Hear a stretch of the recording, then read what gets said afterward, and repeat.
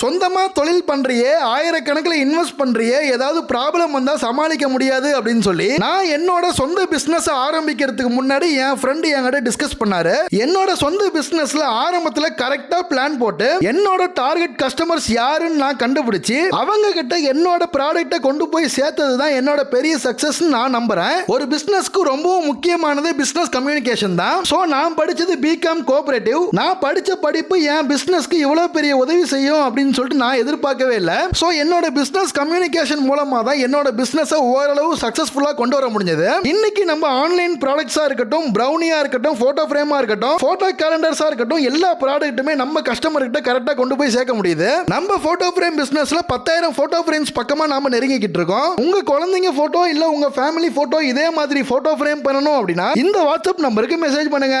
இந்த வாட்ஸ்அப் நம்பருக்கு மெசேஜ் பண்ணீங்க அப்படின்னா உங்க போட்டோ ஃப்ரேம் உங்க வீட்டுக்கே வந்துடும்.